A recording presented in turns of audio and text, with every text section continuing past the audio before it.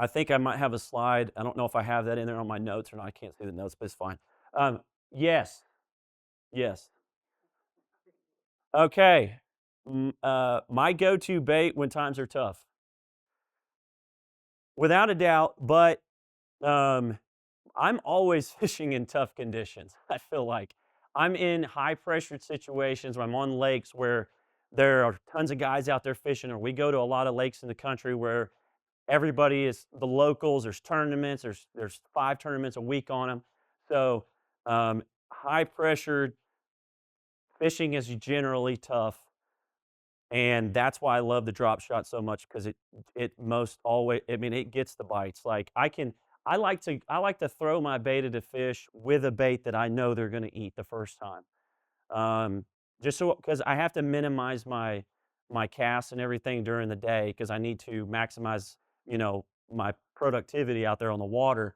And so a drop shot is just like, when I was fishing at Seminole, a lot of people wouldn't have picked the bait I picked to catch those fish, just because it was so heavy a structure or cover with the timber and all that stuff in there.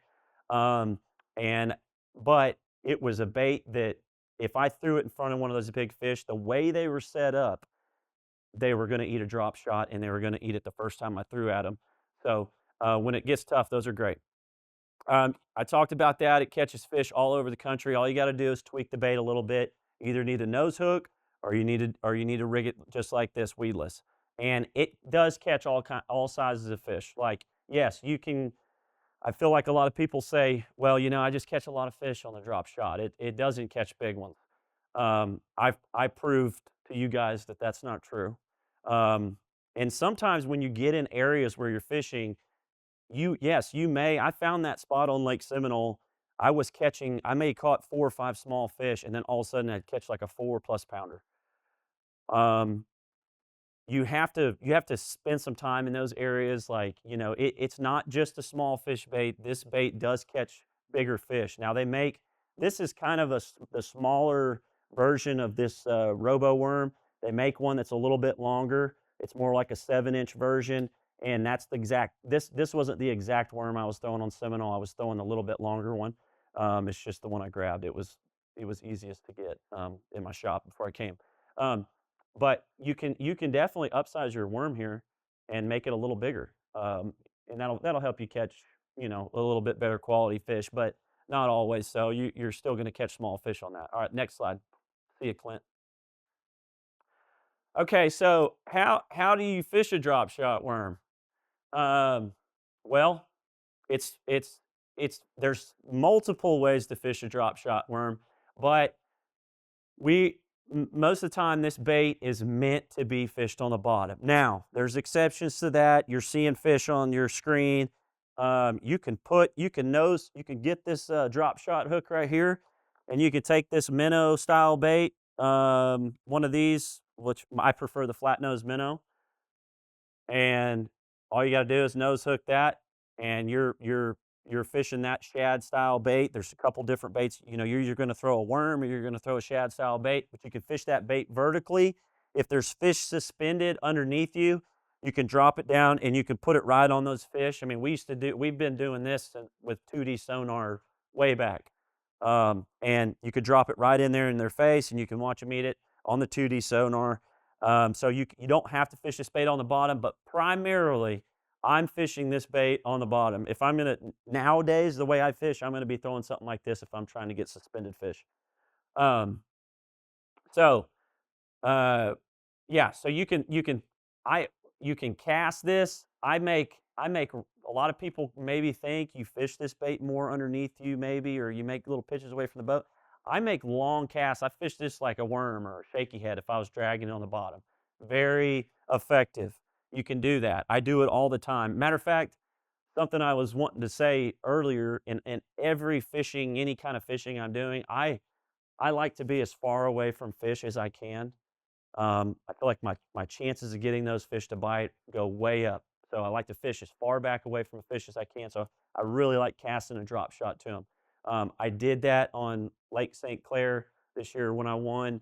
Those fish were I don't they weren't finicky or anything, but I knew for a fact if I was forward-facing sonar and I've got it set on 100 and all of a sudden there's one that showed up, like, I'm getting that bait in there as quick as I can, trying to get it on the fish. Go ahead. Yeah.